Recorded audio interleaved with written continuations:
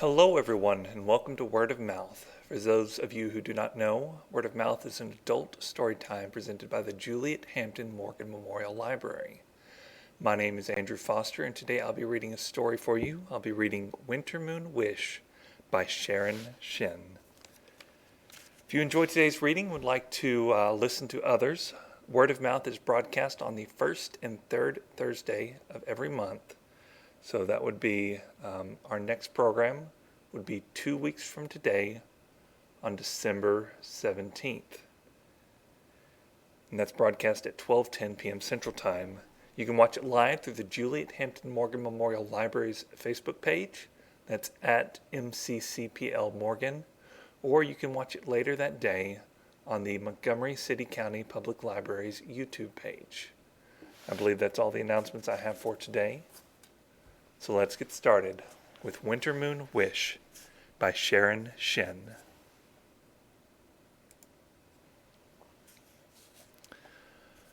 All the way from Wodenderry to Merendon, I sat alone in the coach and scowled. I couldn't believe that no one, not even my cousin Renner, was willing to leave the royal city and miss the Queen's ball. But I had never spent a winter moon away from my grandparents' inn in Merendon, and I was not about to start now that the whole world was bleak and my life nothing but a blighted promise.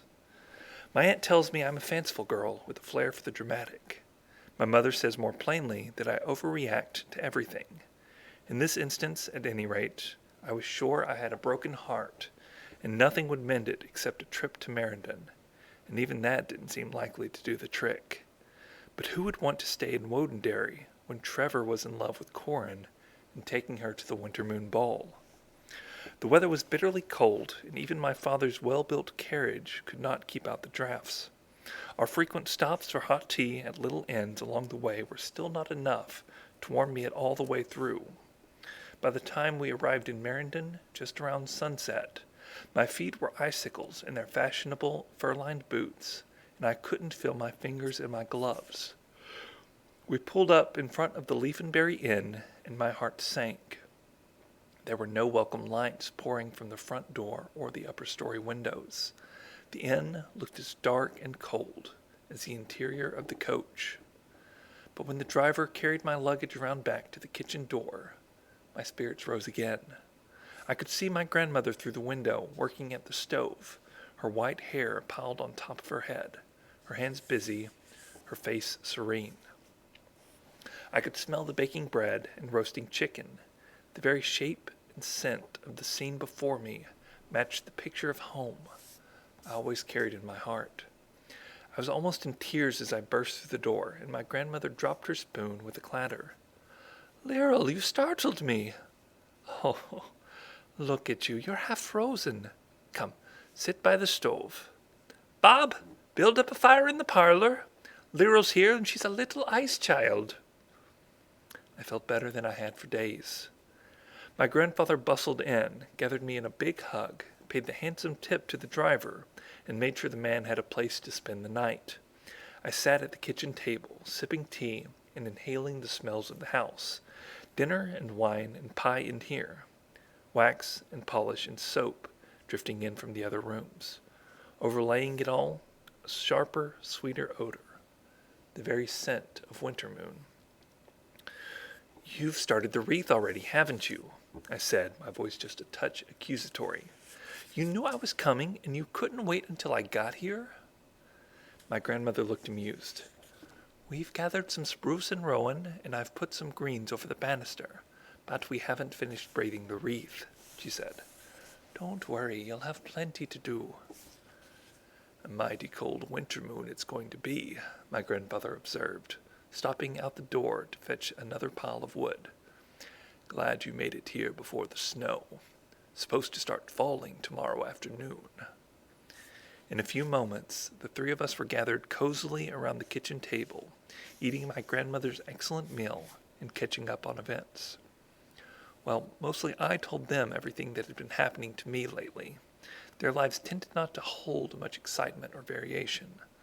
"Oh, we had 3 guests come through last week, and a family of 5 stopped here the week before."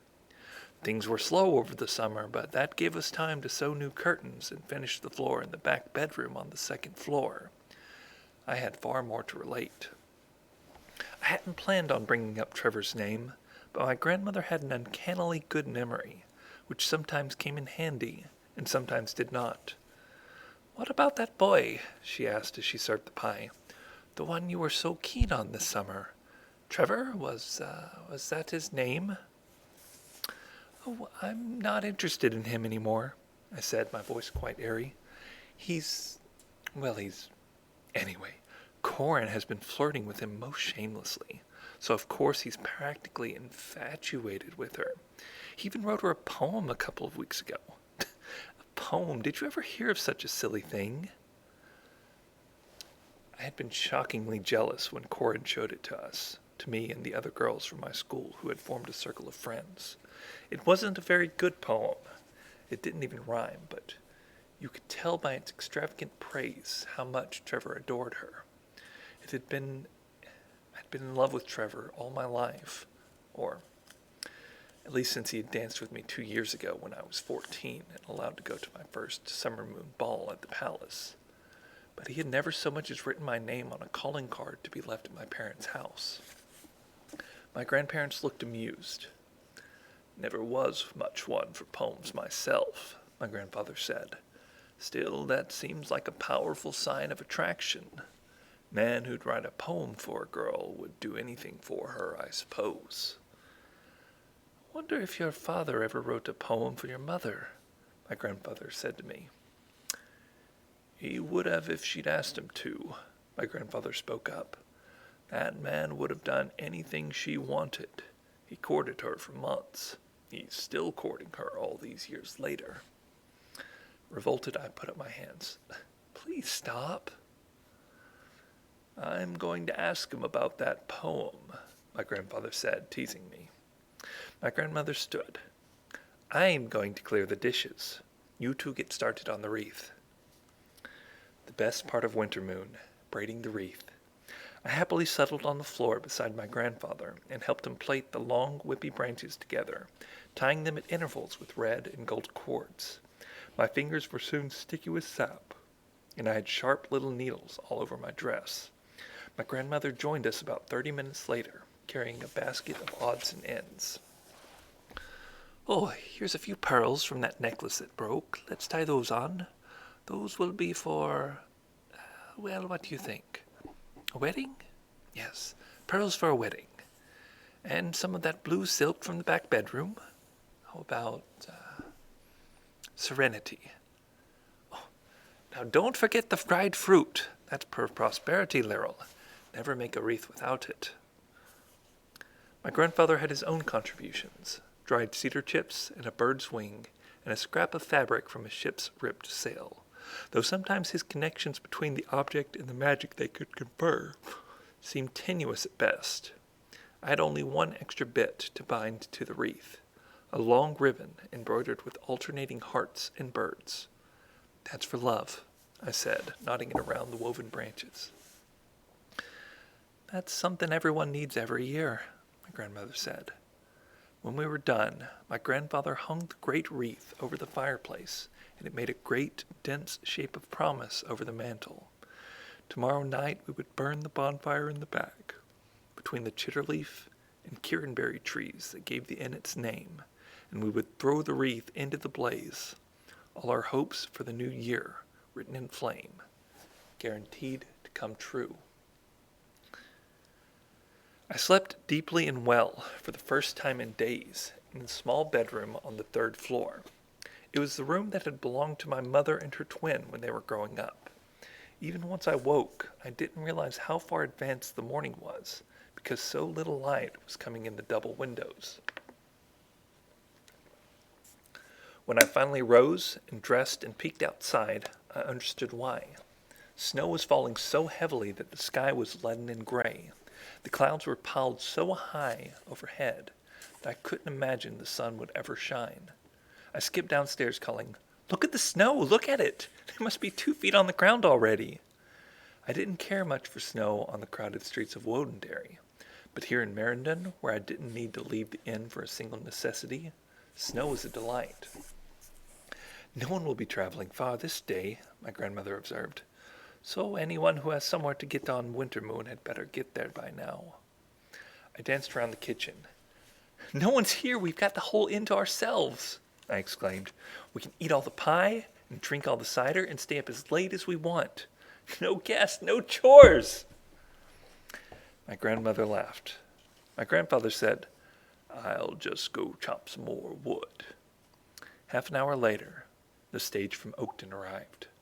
It came feeling its way through the blizzard like a blind child down a tunnel, and arrived at the front door like an omen of doom. My grandfather ran out to exchange a few words with the coachman.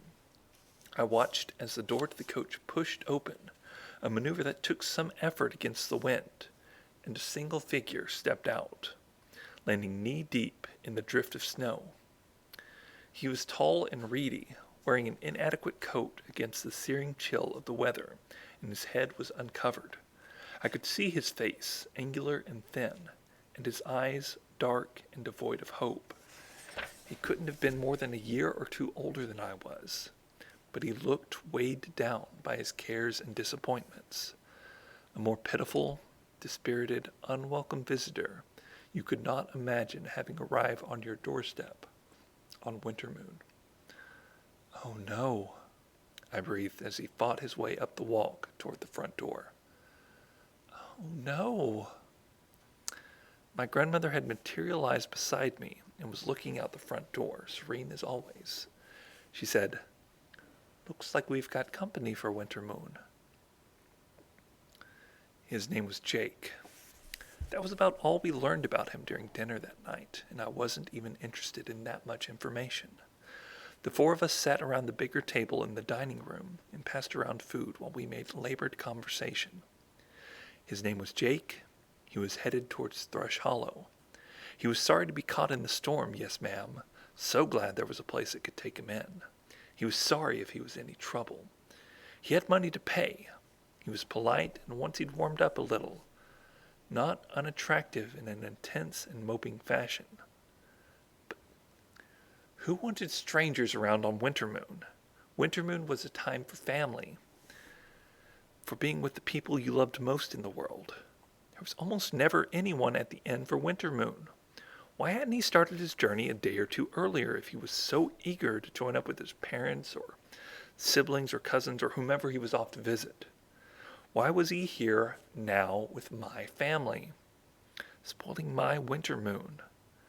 I could not have been unhappier if I'd still been in Wodenderry. Oh, yes, I could, but not much. So, Jake, would you like to help me build the bonfire? My grandfather asked in his genial way as we finished the pie. I had to admit, even though we'd had to share it, there was plenty of pie for everyone. It's dark enough now. Jake came to his feet, looking uncertain. You build a bonfire? Do you burn a wreath too?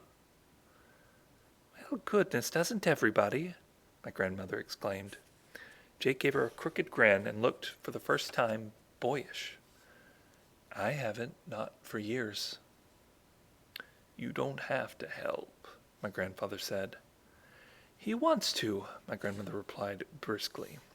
Go on out there, you two. Laurel and I will clear the dishes. We'll come out when the fire's good and hot. Jake put on his threadbare coat and followed my grandfather out the kitchen door to where most of the fire had already been laid out. I watched from the window as they brushed away the accumulated snow and searched for dry kindling. Jake moved slowly, like a man at an unfamiliar task, but willingly, as if learning something he would like to know. Twice I saw him smile at something my grandfather said. He had only smiled once through the entire meal. He seems like a nice boy, my grandmother said, scrubbing at the dishes. I sniffed. How can you tell? He hardly said a word. He looks like he's had a hard life, though. He's so wretched, it's pathetic. My grandmother gave me one of her rare looks of disapproval. Her eyes were an odd blue, pale but pretty. My own eyes were exactly the same color. Better to be pathetic than to be cruel, she said. My eyes widened. I wasn't mean to him. See that you aren't, she said. I had just wiped down the table when Jake came back inside.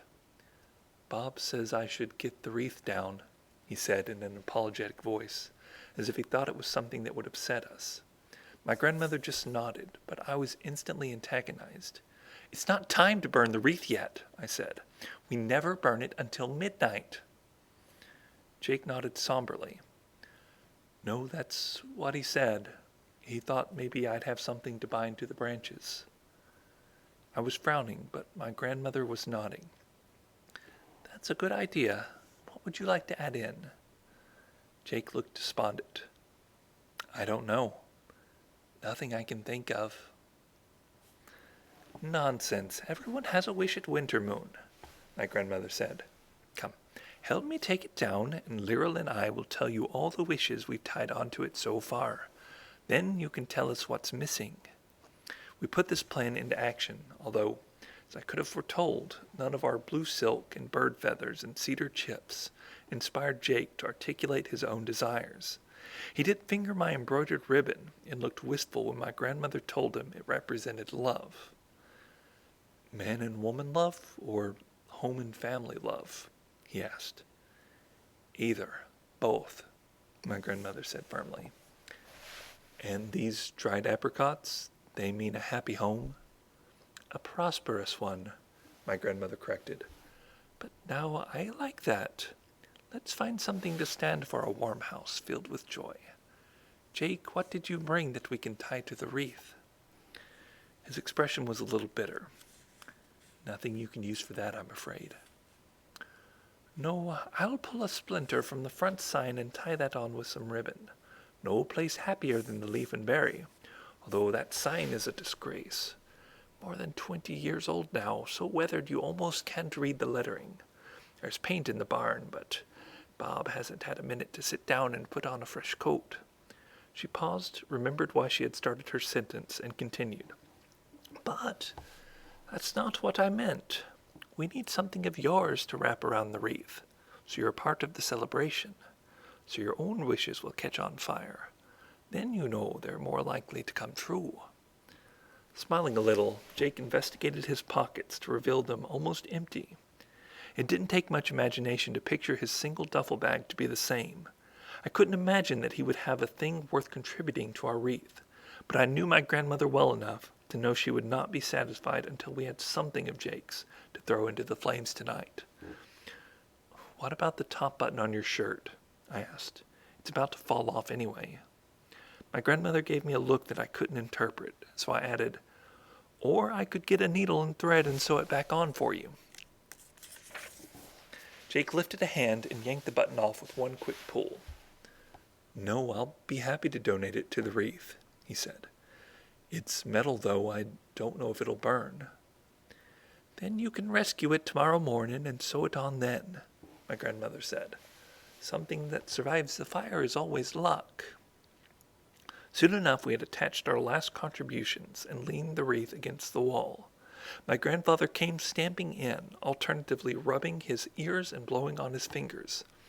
Mighty cold out, he observed. Believe I'll come in for a spell and warm up. Lyral, do you and Jake want to go out and watch the fire for a while? Jake looked surprised at the invitation, but I was already on my feet. I'd known it was coming. That was the tradition at the Leaf and Berry. My grandfather always started the fire. Then he let someone else tend it until midnight, when the wreath was thrown on. Then he and my grandmother stayed up till dawn, watching the flames, shooing everyone else back inside so they could be alone before the dying fire. I'd always wondered what made Wintermoon such a special holiday for the two of them. Neither my mother nor my aunt knew the answer. Go on. You two young ones keep the fire going, my grandmother said, waving us toward the door. We'll come out later. So I pulled on my gloves and my winter coat and my fur-lined boots and followed Jake out the kitchen door. The snow had stopped falling but lay thick on the ground like acres of profligate diamonds.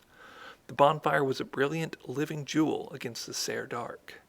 The air was so cold that for a minute I lost the ability to breathe. I ran through the snowdrifts and hovered as close to the fire as I could bear. Jake followed more slowly, but came just as close. For a while we stood in silence, stretching our hands out to the flames, inhaling the scents of cedar and spruce and snow. It occurred to me that Jake was not the most talkative of people, and that the night was going to be extremely dull and extremely long if we passed it in silence, and that if I wanted conversation, I was going to have to initiate it myself. I glared resentfully into the dark and then sighed and glanced over at him. "So, Jake," I said, "I take it your family lives in Thrush Hollow?" He eyed me uncertainly. "Some of them, an uncle and some cousins." "Do you always spend Wintermoon with them?" "No." I waited, but he had no more to add. "Where do you come from? Did you ride the stage all the way from Oakton?" He nodded. I found myself starting to wish I was keeping the Wintermoon vigil by myself. "What do you do there? I'm guessing you have a job." He nodded again. "Had one. Worked in a carpenter shop. I did a lot of the staining and painting. I wasn't that good with the lathe and tools." I could hardly miss his use of the past tense. "But you don't work there now?" "Now I'm moving to Thrush Hollow." "To be with your uncle?" That elicited another nod. "That'll be nice." He shrugged. I let the silence run out for a good long while, long enough for the flames to die down and for Jake to carefully pile on a few more logs.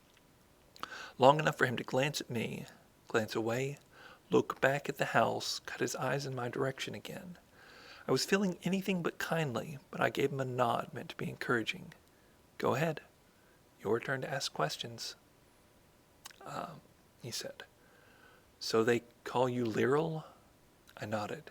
He said, "I never came across that name before."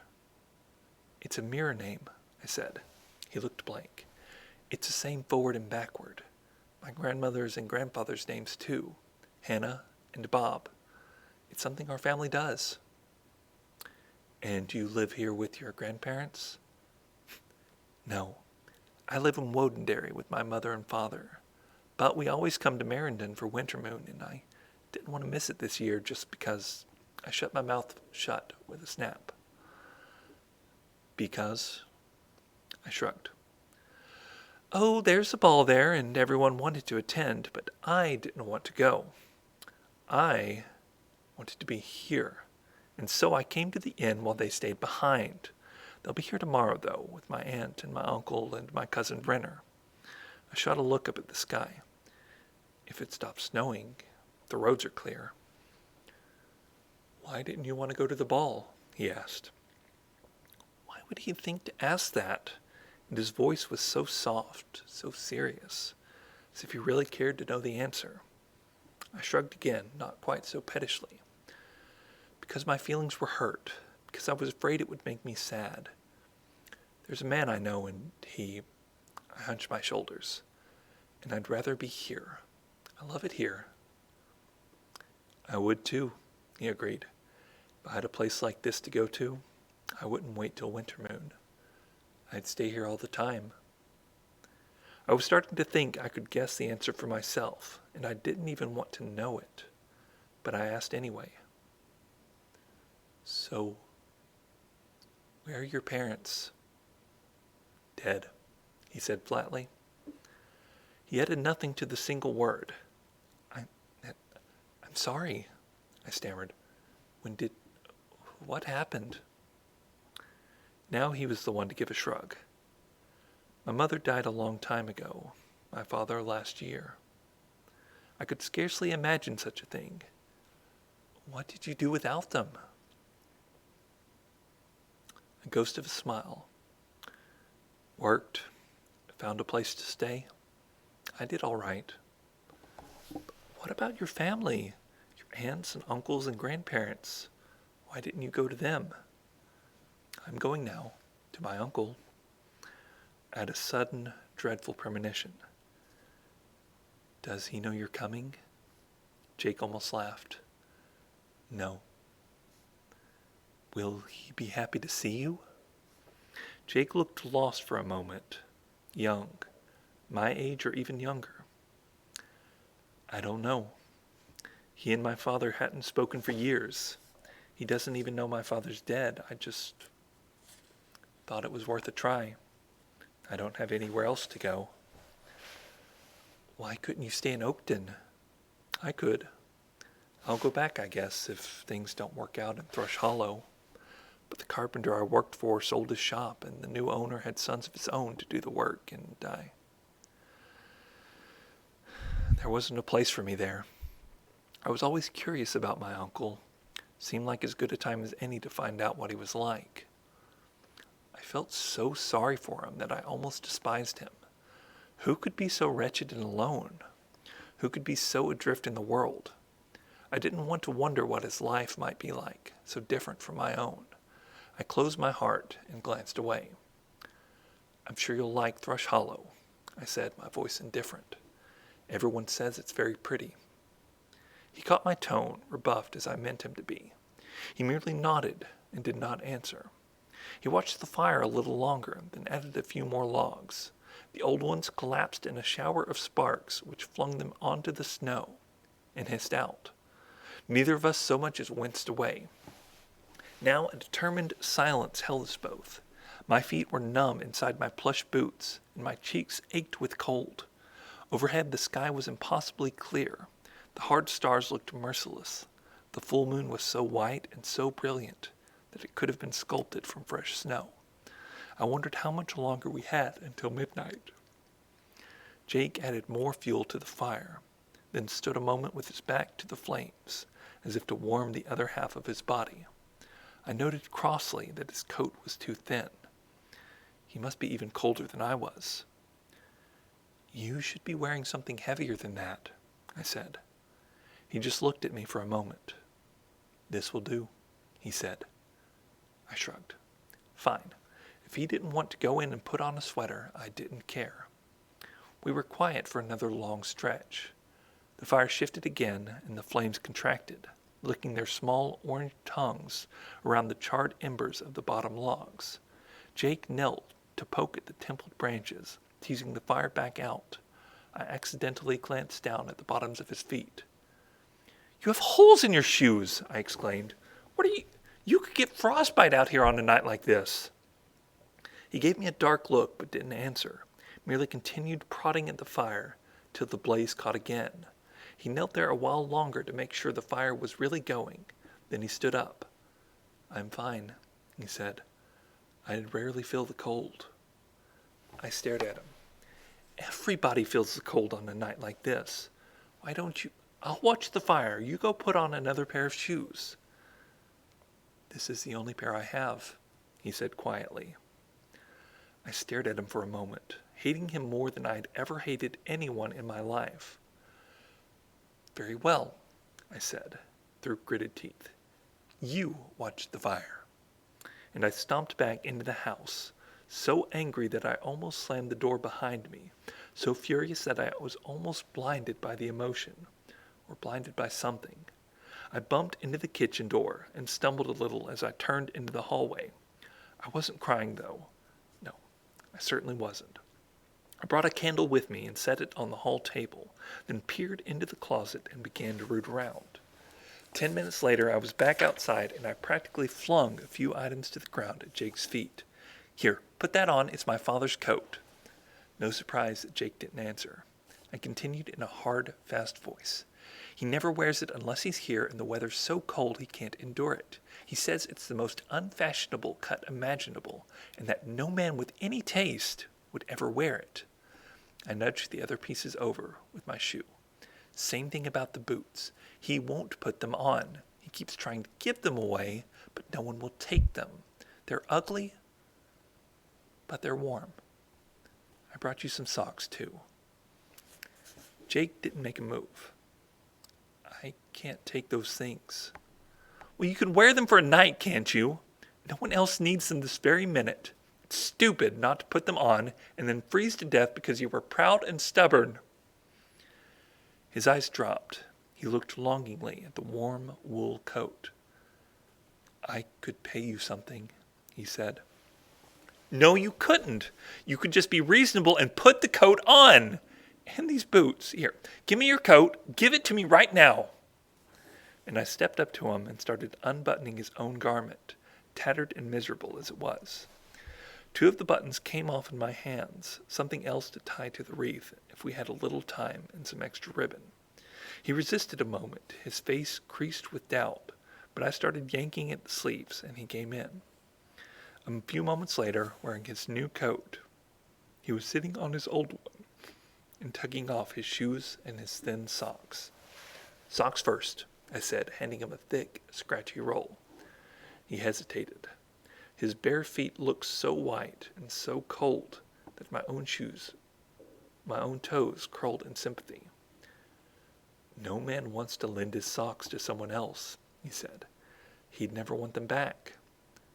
Fine, don't give them back. My father won't mind. My father wouldn't mind because he didn't even know he owned this particular pair. I'd bought them as a rather uninspired Wintermoon gift. Jake, put them on. Either my tone convinced him or he was too tired and cold to argue. He pulled on the socks, then laced up the boots, and then rose to his feet. Unfashionable as it may have been, and too big for him it definitely was, but the long, dark coat gave Jake some much-needed weight and a certain air of grace. He looked taller, broader, older, and very, very serious. I wish you would let me pay you something, he said. I stamped my foot, almost bruising it against the iron-hard earth. It's just a stupid coat, I exclaimed. You don't owe me anything. Still, I should... Shovel the walk, then. Chop some firewood. My grandparents will be delighted. Yes, but you're the one who... I was so furious. He was so stupid. I gave him impossible tasks. Make me a necklace of icicles. I meant something I could actually... Find roses in the snow. Write me a poem. Why had I said that? I rushed on. Bring a bluebird to breakfast. He was silent, merely watching me with those earnest eyes. I couldn't tell if he thought I was cruel or ridiculous. Or just say thank you, I said. That's all that's required. He made a stiff little motion that could have been a bow. Thank you, he said. Lyral, you are... Thank you. This was truly kind. Now I really did want to weep. It wasn't kind. It was mean, I said in a muffled voice. I just didn't want to have to feel sorry for you. So there. Now he smiled a little. A generous impulse born of an ungenerous thought, he said. But I'm still warm. It's so unfair, I burst out. What is? That it shouldn't be that way. I have so many people who love me and you don't have any. That's the way the world goes, he said. I stared at him. If I cried, I thought my tears might freeze to my face. But don't you want more than what you have? I whispered. Of course I do, he replied. I want a place where I fit in, people who love me, friends who come when I cry for help. I want to do work that matters, make a home that's full of happiness. I want to be the friend who goes to others when they call out. I want all those things. Who doesn't? Maybe I'll find them in Thrush Hollow. I haven't given up. I'm going to keep looking. My mouth had formed a little O. I stared at him by ragged firelight. Who would have expected such a passionate speech from him? He must have realized how much he astonished me, for his face softened as he looked down at me. And what do you want, Lyral? What wishes did you tie to the Wintermoon wreath?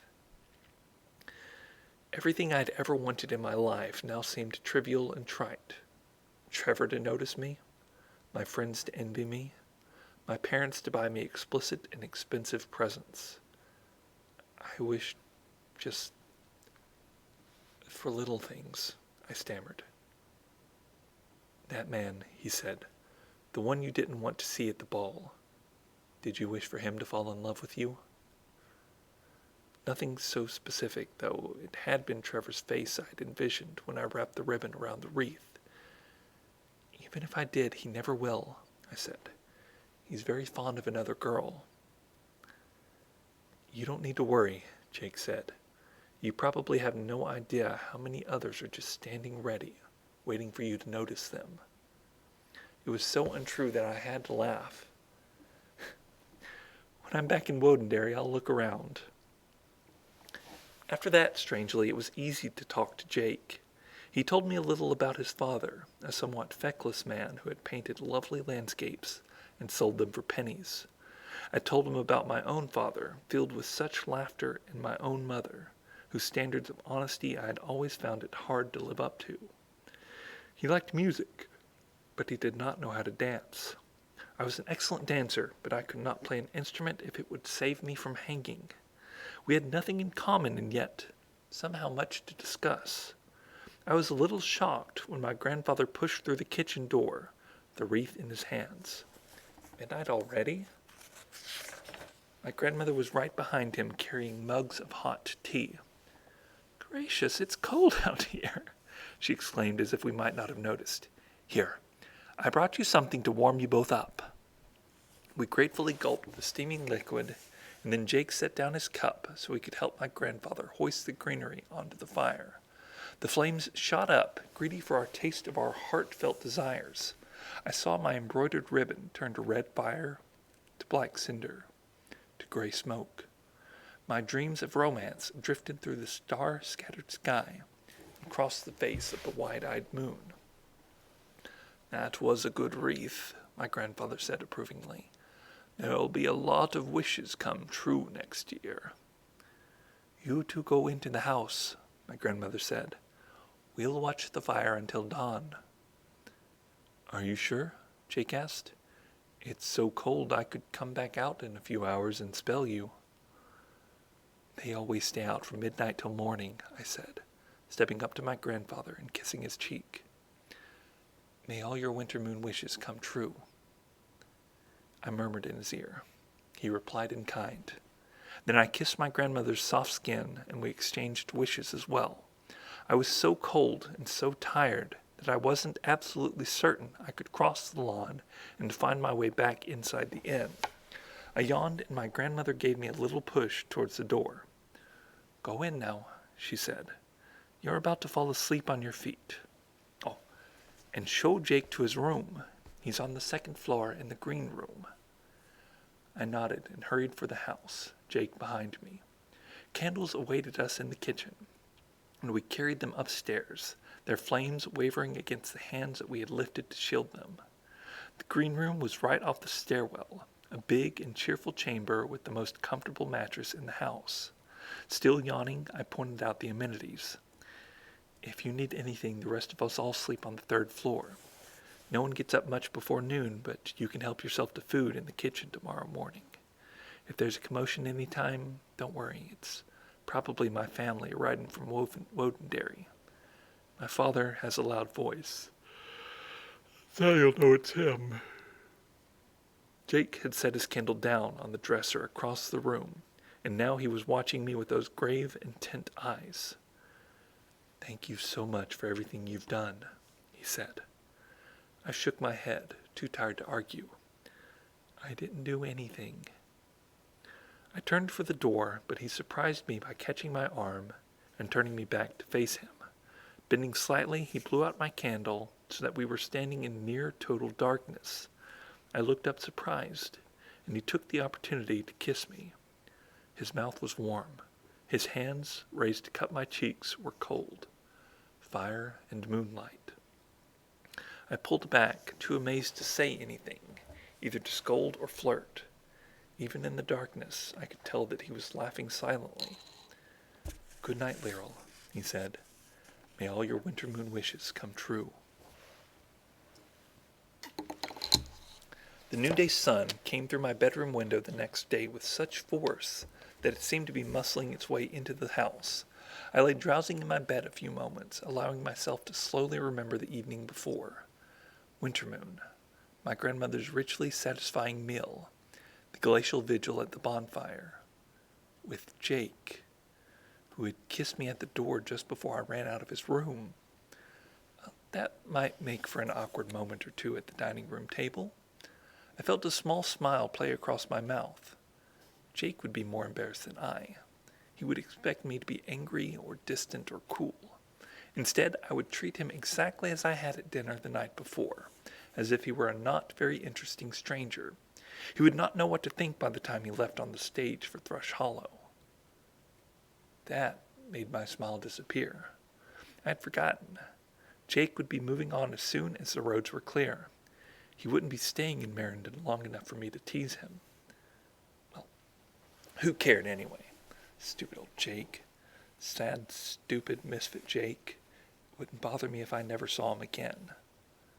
Sounds and smells from downstairs convinced me that my grandmother was up and cooking. My room was cold, so I rose, washed, and dressed in the fastest possible time. As I skipped down the steps, I glanced at the door to Jake's room, visible from the stairwell. His door was closed, and I gave him a little sniff. Still sleeping like a man with no responsibilities or appointments. No ties, no one depending on him, not even his uncle eager to see him. No wonder he had no incentives to get out of bed. My foot had just touched the floor at the bottom of the steps when my grandfather called to me. "Lear'll come see this. I'm so tickled." I followed the sound of his voice to the parlor, where their Wintermoon gifts were stacked before the fireplace.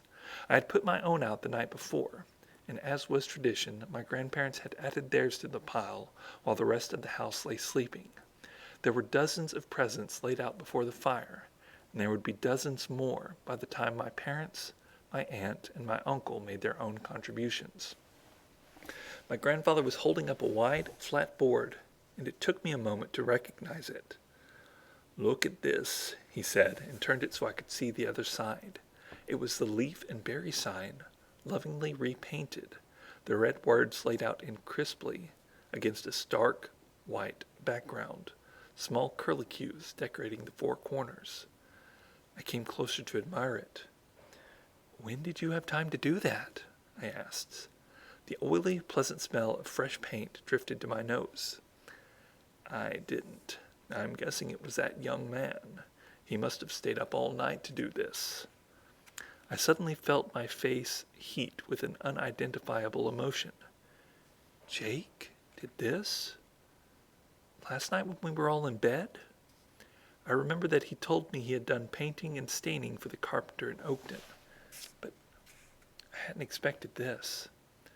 "Must have," my grandfather said, turning the sign this way and that as if to detect hidden subtleties, or even while Hannah and I were watching the fire.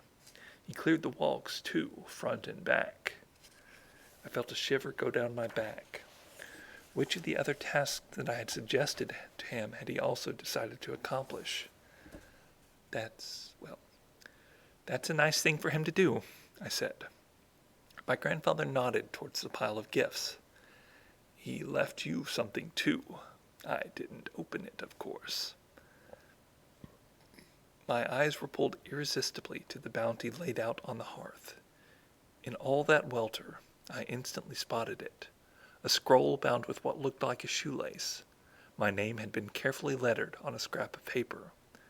What would be inside? "I've got to thank him again," my grandfather said, carrying the sign towards the kitchen. "I think he's still asleep." "No, he's out back chopping firewood for your grandmother. I must say I do like that boy," my grandfather said, and disappeared through the swinging door. There was no way I could keep myself from dropping to the floor and untying the makeshift ribbon. I unrolled the single sheet of paper. In handwriting that I instantly knew was Jake's, I found a poem. I read it as if I were gulping it down. "Longest night and coldest of the year. Lights beat back the blackness of the sky. Bonfire blazes, jubilantly garish. Full moon rises, perfect as a pearl. I do not know what fortune brought me here, good or ill, and yet I know that I will not forget until the day I perish. Wintermoon and the kindness of a girl. I could not breathe. My cheeks were so hot I thought they might scald my fingers if I touched my own skin. I read the poem again. I heard voices and I leapt to my feet, not sure where to lay the poem so no one would see it, not sure how to hold my hands or what expression to summon to my face. But the voices stayed outside as my grandfather and Jake came around to the front of the inn and began to discuss the best way to hang the fresh sign. A minute after they decided the old hooks would work just fine, my grandfather was hailed by a new voice.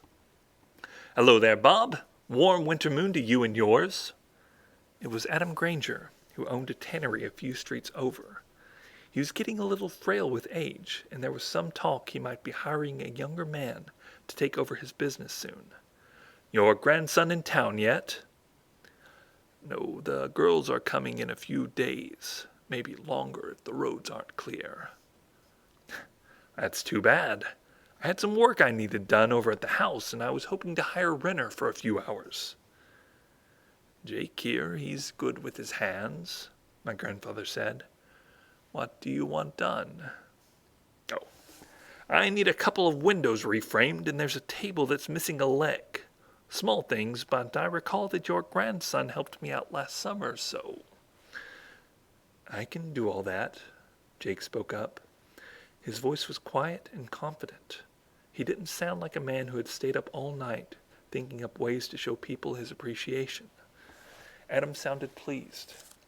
"Really? I've got 2-3 more things like that you could do if you had the time." "Stage to Thrush Hollow probably won't be through till tomorrow or the day after," my grandfather said. "Good chance for you to earn a little extra money." "When could you come over?" Adam asked. "Soon as the sign's hung," Jake replied. "Give me a minute." I felt myself start to breathe again. Adam would come up with a million tasks for a strong young man. Jake might not be taking the first stage out of Merendon after all, even if it came tomorrow. I heard some clattering above the front door as the sign was put in place, and then the fading sound of voices as Jake and Adam walked down the street. I crossed to the front window to watch them go, but all I could see was Jake's back, slim but somehow sturdier in my father's rejected coat. My grandmother stepped into the parlor just as my grandfather came in through the front door, bringing icy air with him. "Well, I was about to ask where everyone's gone off to," my grandmother said. "I've got a meal almost ready." "Where's Jake?" "Headed out with Adam Granger to do a few chores. Seemed mighty happy at the idea of earning a few coins, too," my grandfather said. My grandmother looked pleased. "Now that's good for both of them," she said. "I do like that young man. Did you see that I split? Did you see all that wood he split and set up against the door? You're not going to have to lift an axe all winter." My grandfather grinned. "Fine by me. I've got a few chores of my own I can set Jake to when he's done at Adam's." I looked up at that, feeling even more hopeful. My hand was behind my back, holding the poem so no one could see it. But I had the feeling my grandfather knew what it was anyways. My grandmother almost certainly realized I was concealing something and could guess that it was a token of someone's affection. She had probably even figured out whose. She was very good at sorting out secrets. "Do you think Jake will stay then?" my grandmother asked. "Here in Merendon?" My grandfather glanced at me and almost laughed. "Oh, I think he might," he answered, "if we give him a little encouragement." My grandmother nodded. "I'm going to set the table. Lyril, you can run out and check the ashes if you like. See if anything survived the fire." Yes, I will," I said, and they both turned away to hide their smiles at my disjointed speech. I waited till they were out of the room, then carefully rolled up my poem and tied it with the shoelace. Grabbing my coat from the hall closet, I hurried through the kitchen and out into this cold air, which was not at all warmed by the cheerful sunshine. Shivering a little, I knelt beside the coals and began sorting through the remains of the fire. I was really only looking for one thing, and I found it almost immediately: the small metal button from Jake's shirt. The heat of the fire had contorted it into a strange shape and darkened its shiny surface, but it was whole, recognizable, too stubborn to give way to neglect and misuse. I cleaned it in the snow and slipped it into my pocket. I would only give it back if Jake thought to ask for it, but I was sure he wouldn't. The button had carried a wish that wasn't mine, but I could make it come true. Thank you everyone for listening today. I hope you enjoyed this story as much as I enjoyed reading it. We'll be back, as I said earlier, in 2 weeks' time. That'll be on December 17th. Once again at 12:10 p.m. Central Time here on Facebook, or later that day if you're viewing this on YouTube. For our stories in 2 weeks, we're going to do 2 classics for the season. We're going to be doing The Gift of the Magi by O. Henry and Little Match Girl by Hans Christian Andersen. I hope you'll join us then.